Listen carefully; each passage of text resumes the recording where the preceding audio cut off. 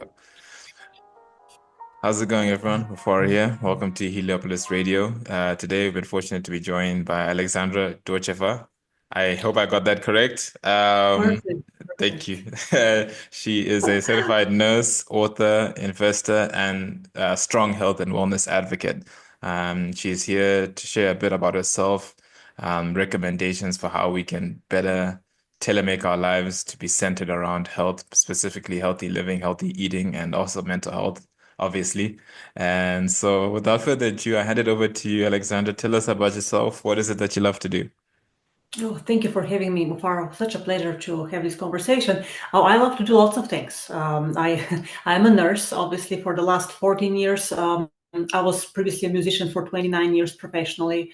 And in 2014, I also became a real estate investor. So I have my three real estate businesses. But as a nurse, from a nursing perspective, like you said, a strong patient advocate, really my priorities, I love teaching patients how to reverse their chronic diseases.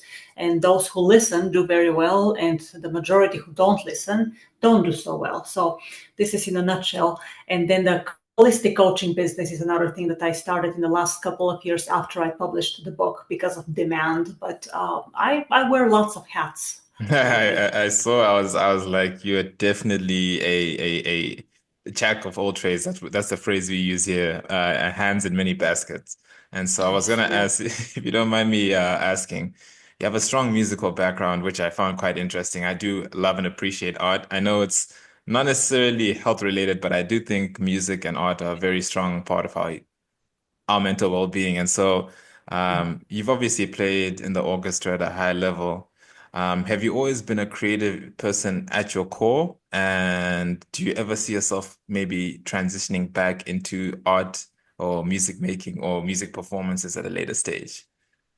So that's a great question. I was creativity. Yes, I was creative in many ways. I loved to draw pictures when I was a child. I loved many things. I experimented with insects because I was fascinated by the animal world. But because my parents were both musicians, at age 6, I had to start the violin, which I thought would be very much fun. But soon enough, I found out how much work it was required to master the violin very well.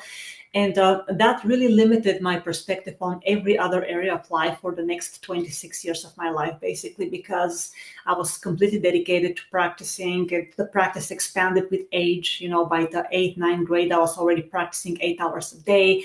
And it was a very obsessive thing because you want to become a professional. And the other problem was because I wasn't exposed to real life so much. I really thought that art was something very separate from real life, except for later on, I learned that the real great artists truly reflected real life in their paintings to the suffering and pain of others and their own pains. Art has a lot of pain in it and Mm, less joy than pain mm, expression usually, especially in Eastern European side. But um, as I progressed into nursing after the financial crisis in 2008 in the United mm, States, um, I found through my work as a nurse and later on as a real estate investor managing rental properties that every field, every business, every profession is an art of its own to do it really well and connect with people in a way that they would respond and be willing to not so much cooperate but really benefit from your knowledge and take it as a true gift to them as for their benefit and how they can prosper in their lives. So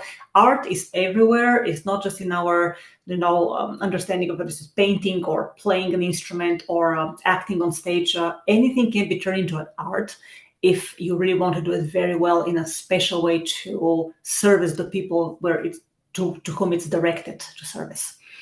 love that answer. Thank you. Thank you so much for that. And I love how you've made art a non-specific thing. It's a thing that transcends all crafts. And I guess bringing it back to health and wellness, um, you've been a nurse practitioner, a practicing nurse for over 14 years now. And I guess we live in a society. I'm not a health specialist, but I do kind of obsess about health from time to time because I've been sick for Oh, a good percentage of my life. I've had a whole bunch of things pop up. So health sorry had to to hear that. become no. I mean, again, it's our learning journey, and we have to learn how to figure out what's wrong with us. And so What do you believe is the most is seemingly the common cause of the toxicity that our bodies tend to be subject to in today's society? There are many factors, but do you have maybe like a handful of lifestyle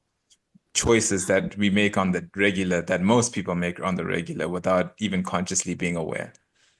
Well, of course, the first thing, especially in the United States, the whole epidemic with the convenience foods, right? Mm, Because for at some point, people started thinking that preparing your own food was not a prestigious thing, and there were better ways to spend your time. And then corporations started cooking our food and making these pre-made products, and then adding the genetically modified mm, seeds into the produce.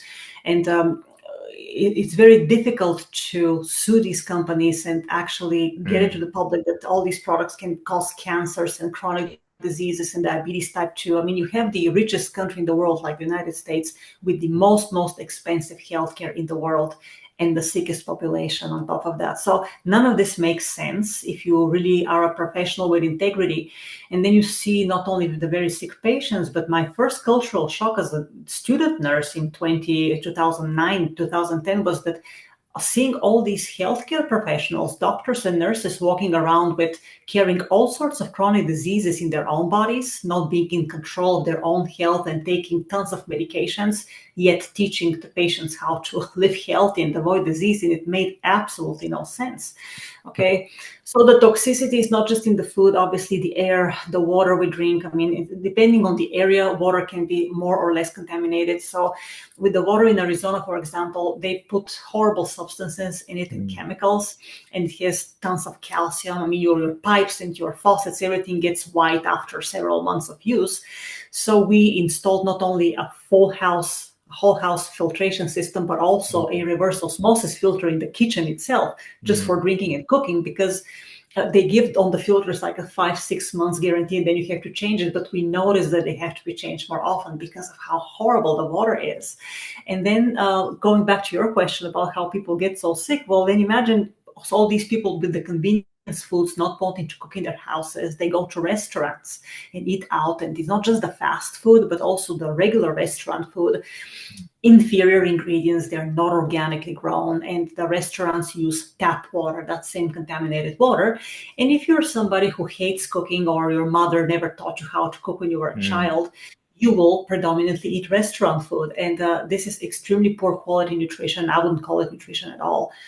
See, my boyfriend and I, we haven't touched restaurant food in many years. I mean, we only do it if we have family members that we visit and they love their restaurant food, and we make it clear, look, that's not a treat for us. That's a compromise, really, that mm, restaurant you go to. So um, then the chemicals in the detergents that people use in their houses. For example, I don't know how it is in South Africa, Mufara, but in America, people are in love with various fragrant substances to mm, clean their houses with. Well, you inhale all this in your lungs, and some people are mm, overly exposed to these toxins, and then others have it not only in their houses, but also in their occupations at work, depending what they're working. Okay, so you have massive toxic exposure, between 20,000 and 2 million toxins per day. mm.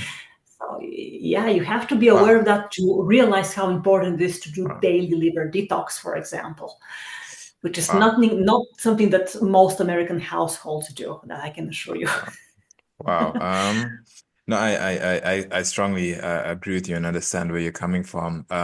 What I can say is I think why a lot of us struggle is just it's so overwhelming when you figure out just how infiltrated our health systems are as a whole. And you mentioned the water. I mean, in Africa, sanitation's always been a big issue. So everyone here, thankfully, has invested in a borehole or some form of water filtration system because it's a mandatory thing here. You can't survive without it.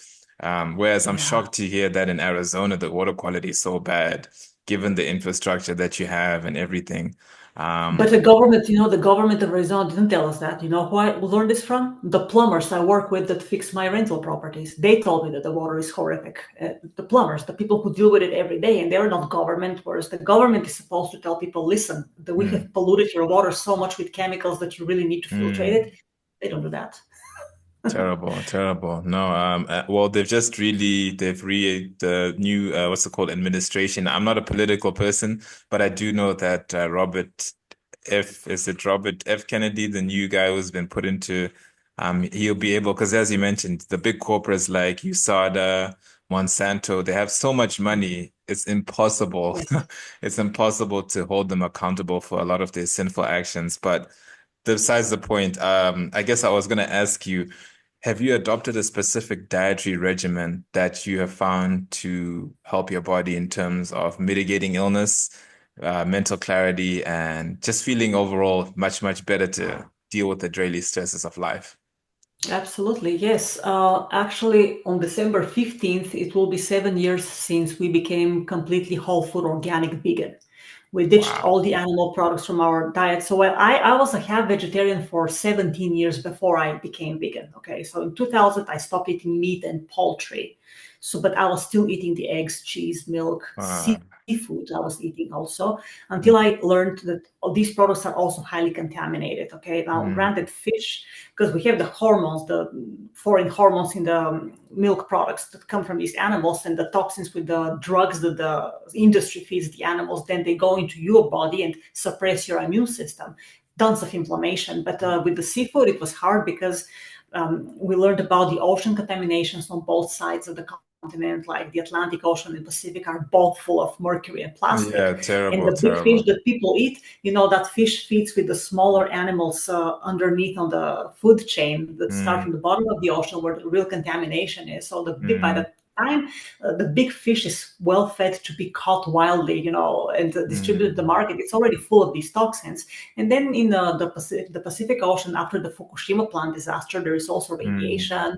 And yeah. then the farm-grown fish in the U.S. It's dealt the same drugs like the animals, the beef, the cattle, the chickens, the lamb, everything. So nothing is really healthy, even if it has the organic label. But it's also very unhealthy for your cardiovascular system eating so much meat. And Americans consume tons of animal products. So I stopped all that in 2000, but in 2017 we completely decided plant-based because it truly, if you buy organic, fresh fruits, vegetables, grains, and legumes and nuts, this Mm, truly is the only diet that doesn't cause chronic disease. mm, And it's not a fad diet because lots of people have done it over the centuries. It just wasn't called vegan diet. It wasn't known as that. They just wouldn't eat any animal products. mm, But we avoid any fad diets. We really just consume plants and we cook our own food. We don't cook with any added oils to really preserve our cardiovascular systems very healthy mm, and clean and strong. And we don't compromise the diets. And that's the other very important thing because people get tempted to make exceptions here and there. We mm, don't do that. So exceptions, no. Excuses, no. No compromises. Because if you don't make exceptions, you don't have to craft BS excuses, right? And mm. compromise your integrity. And the other important thing, of course, is fitness. So I was a martial artist for 12 years, very Wow. intensely. Did yoga for 7 years before that. But after, when I turned 41, I really, really hit the gym very, very hard. And my routines are very taxing, very steep, 2.5 hours a day. Exercise just as important as the diet, not a substitute for the diet, but just as important, right? And we Mm, don't eat bad food because we exercise a lot. There's this other mindset. Okay, I'm exercising 2, 3 hours, then I can eat everything I want. mm, No, you really shouldn't do that.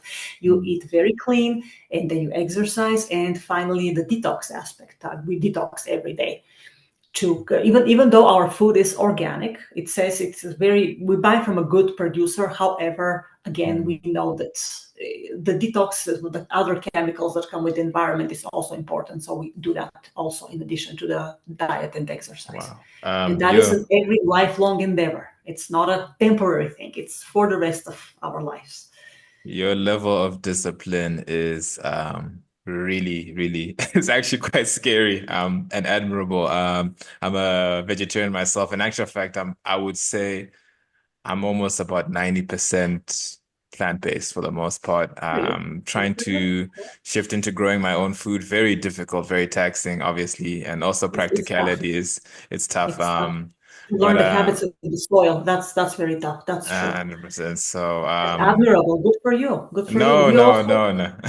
I have a We're long way to also go. growing our garden here, and we still have a long way to go. But we know that self-growing is the most reliable path. So that's great that you're doing that. Very No, thank you nice. so much. Thank you so much. And I remember I was a strong meat eater for it was only till 20 and this is a funny story. I don't know if it'll resonate with you, but it was 2018. I took mushrooms, magic mushrooms, whatever they call it, psilocybin. Oh yeah. And I was making some meat with some friends, a friend of mine, and we're both obviously tripping on these mushrooms. So we're probably hallucinating. But I kid you not, I looked at this chicken and it smelled like death. Like if death had a smell, it was like dead, dead. And I think we both looked at each other and said, are we actually going to put this into our system? Like there was Yeah. absolutely zero life in it. And I think that was my subconscious. At that moment, I didn't know, but my subconscious at that point in time was really reiterating to me that no, we can't consume this. Obviously, I ignored it and I still ate the meat, but um 2 years down later, I had some serious health issues. I had indigestion, terrible indigestion. And so I went to see a Chinese practitioner, authentic one. And he told Excellent. me that he looked at me, looked at my pulses and my vitals, and he said that if you don't stop eating meat within the next few years, you're going to have Mhm. serious problems. And he's a plant-based eater himself. So I was thinking this Of guy is course. probably Yeah. just selling me on his diet. And he's like, no, your liver, your kidney, all your vital organs have to Exactly. process it, and to excrete it also takes a lot of energy from your body. So when you eat a plant, it's more alive. It passes through your colon and your digestive system much. He was explaining all this to me and I was just angry when you were saying it. I didn't really Yeah. want to listen to him. But now fast Right, because forward. it requires the lifestyle change, of Oh, course. oh, it's a tough lifestyle change. You can't go out for dinner with family. You can't do anything.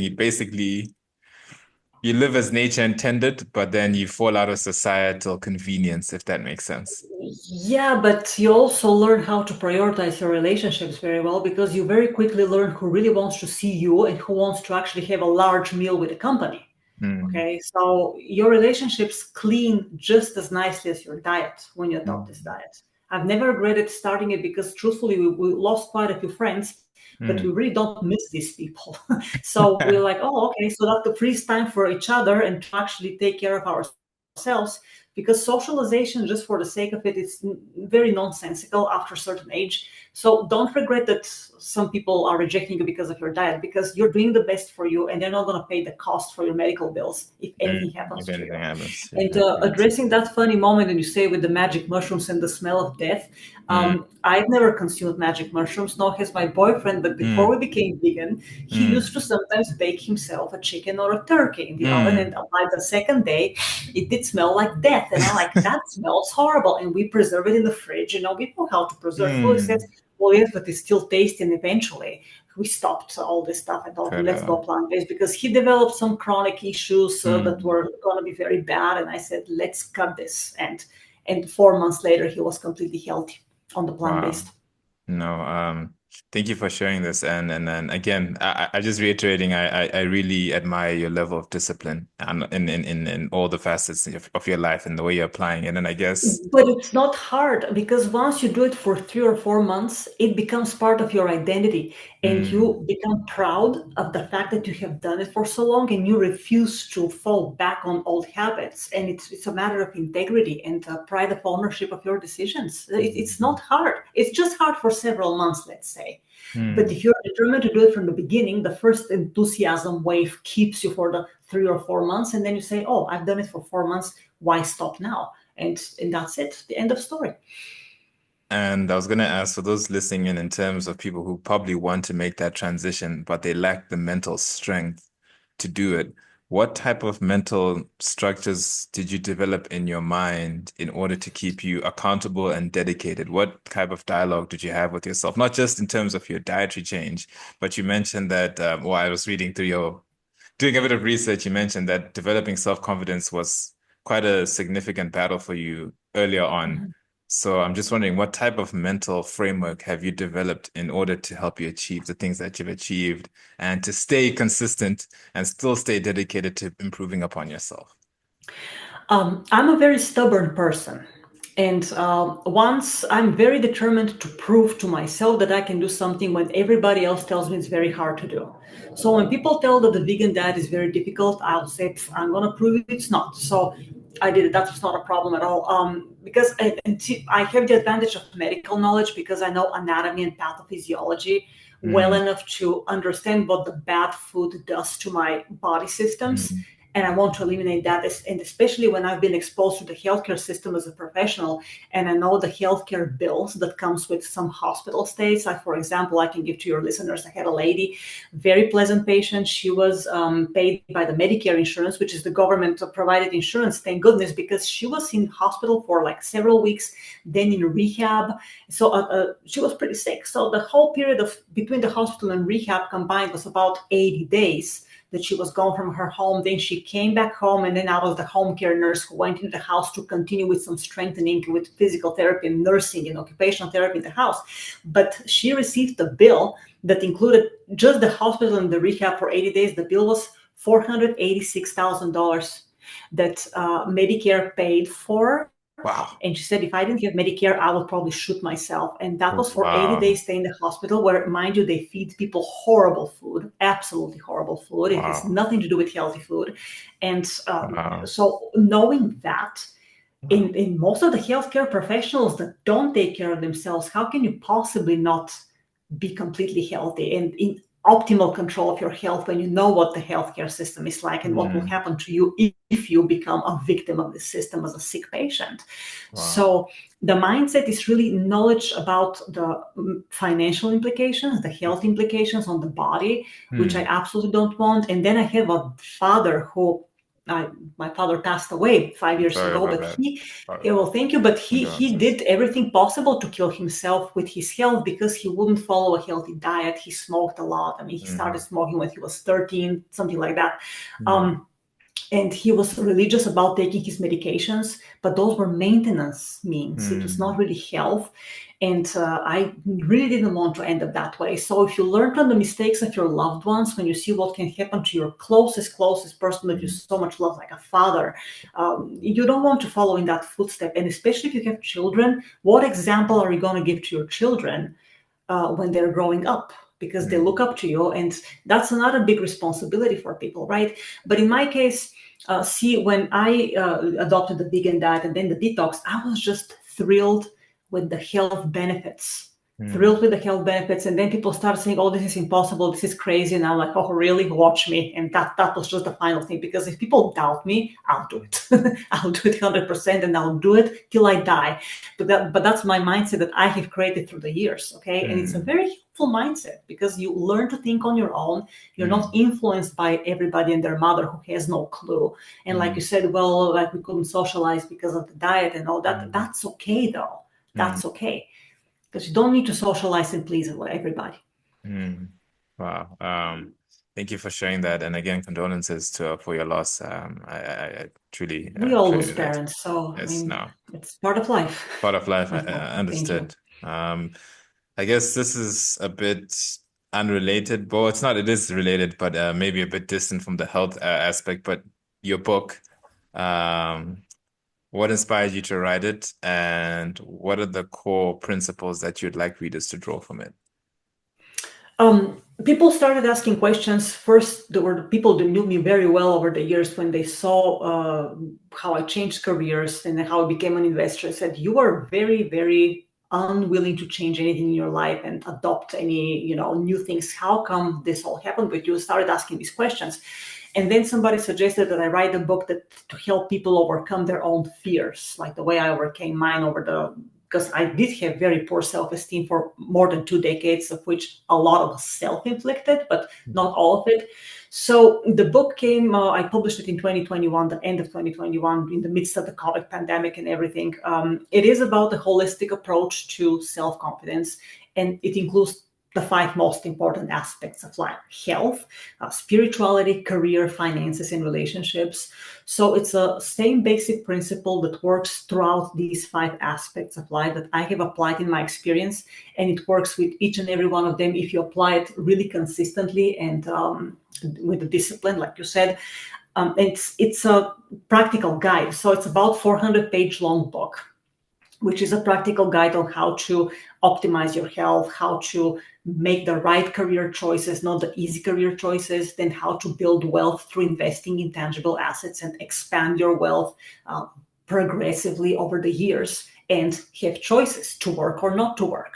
Up to Mm, you to do a business or not do a business. But having more choices in life helps you embrace more challenging situations than feeling that you absolutely must do something to barely survive. It creates mm, much more resentment in people. So I'm mm. teaching them how to overcome that through investing. And then, of course, the spiritual and the relationship aspects, they're just as important because, like you said, your friends, are giving you a hard time because of your diet change and your health style.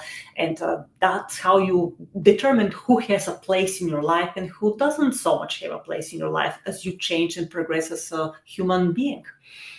Beautiful, beautifully said. No, thank you. Thank you for sharing that. And I guess the question I would ask, since you are within the healthcare system, obviously not being critical, not undermining anyone professionally, but do you feel that perhaps that the healthcare system, I've been fortunate enough to interview other nurse practitioners, and obviously they didn't have the best things to say. Um, but for different reasons, obviously, in terms of working conditions, hours, and stuff like that, not necessarily the dietary implications of it.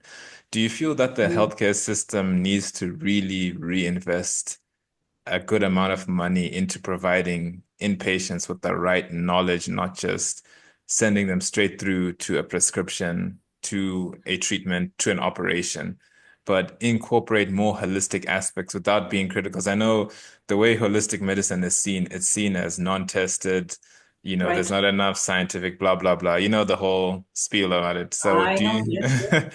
do you feel that now that we're kind of going through a new shift, a political one, do you feel that healthcare needs to incorporate a holistic approach? It can't ostracize it because it lacks complete scientific validation.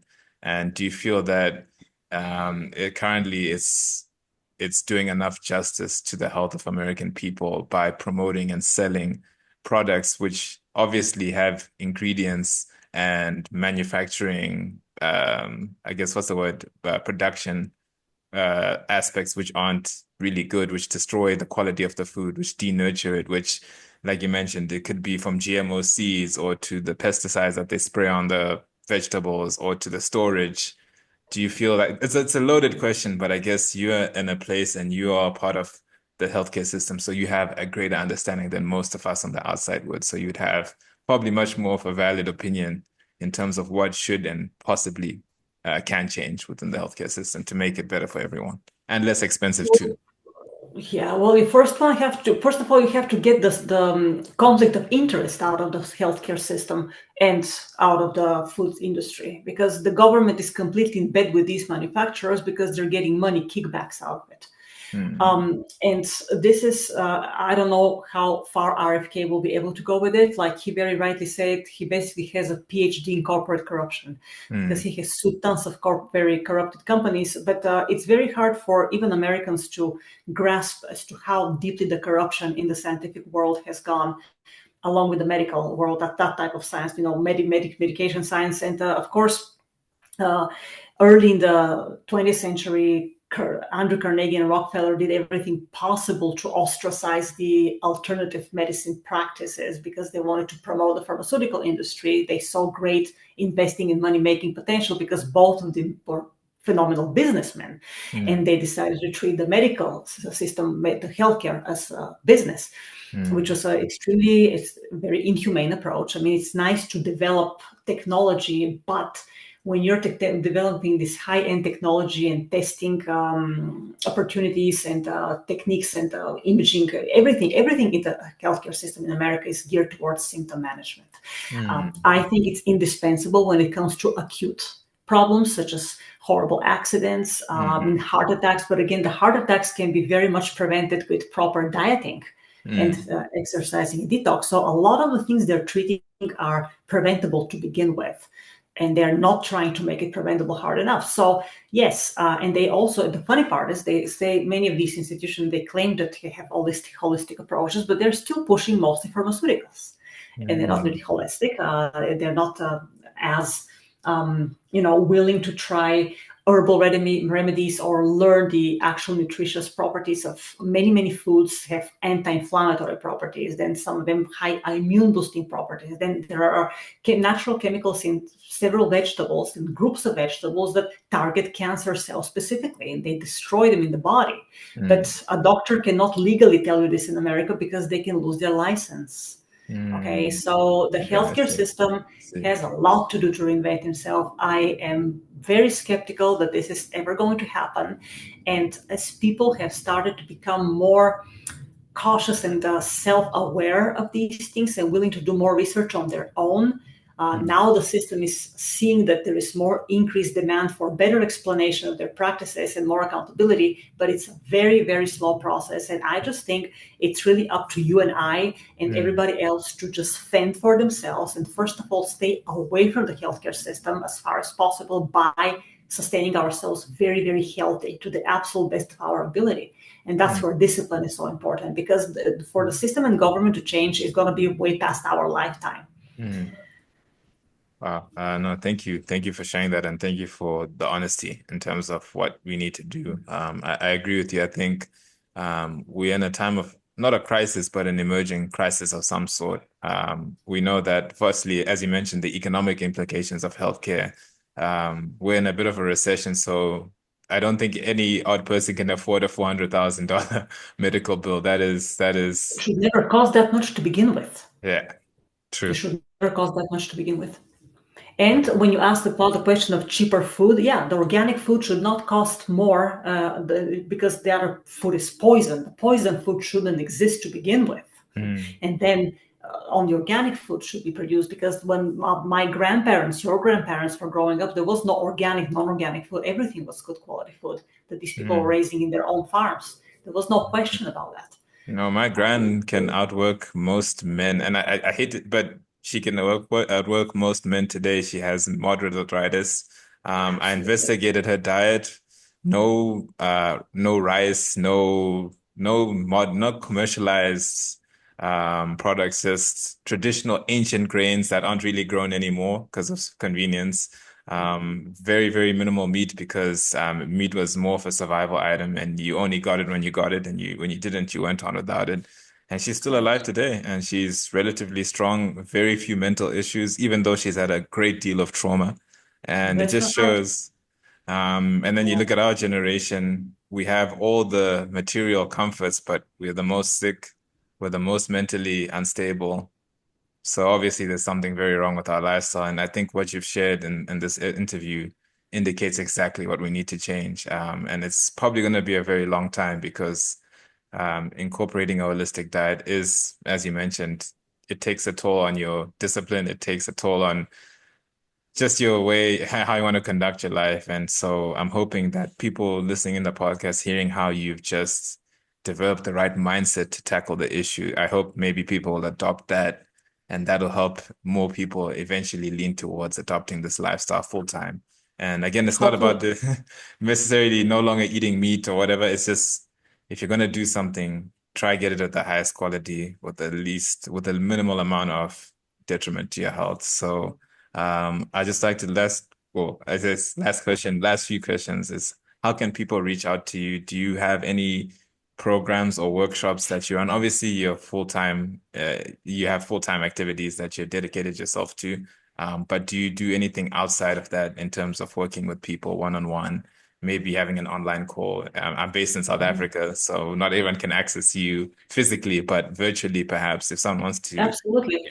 Yes, I am a holistic confidence coach. I teach my clients everything that I have written about in the book. My website is holisticselfconfidence.com. I am available on Facebook, LinkedIn, X, and all the links to my social platforms are on the website. So the book worldwide is really reachable in the e-form, the ebook, because there is no shipping involved. The paperback is only available in the US, but the ebook is, of course, significantly less expensive than the Mm, paperback. It's also the same price on Amazon, Barnes and Noble, Smashwords, and Apple books. And the coaching program, people just email me because I have my coaching page on the website and said they email me, use this email address and we can coordinate the time. But it's a 12-week course that I do. Mm. Okay. And then 1 year access to me, free access resource line without no extra charge after the 12 weeks. So it's a very comprehensive program. It really is for people who want to turn their life around for good, every Mm. aspect of their life, and truly wipe out mediocrity from any part of their existence, because that's all about the confidence and self-esteem building. If you're in full control of these five life aspects of yours, you will not have any problem overcoming any problems and challenges and creating excellent goals and fulfilling them one by one. Wow. Oh. Thank you so much for sharing that. And I guess the last question, what are your words of wisdom and advice for those tuning in today?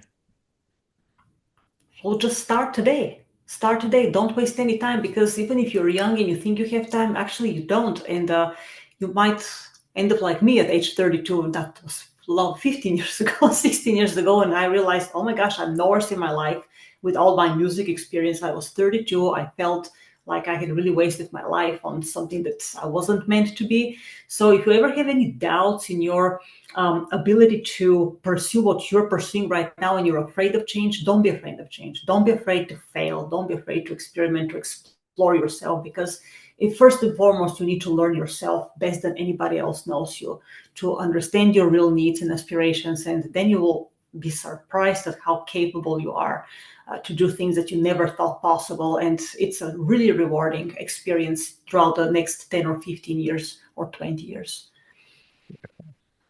Alexandra, it's been an absolute pleasure. Thank you so much for coming onto the show. It'd be great to keep in touch and even catch up at a later stage in another podcast episode in case you have new projects that you're I'd doing. love to do so, Mufaro. Thank you Uh, so much for having me. It's a and pleasure. uh, and I know that we're in a time of change, so everyone tuning in, please feel free to reach out to her.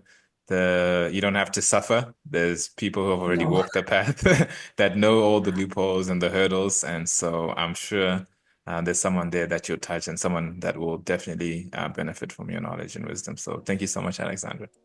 thank you. My pleasure.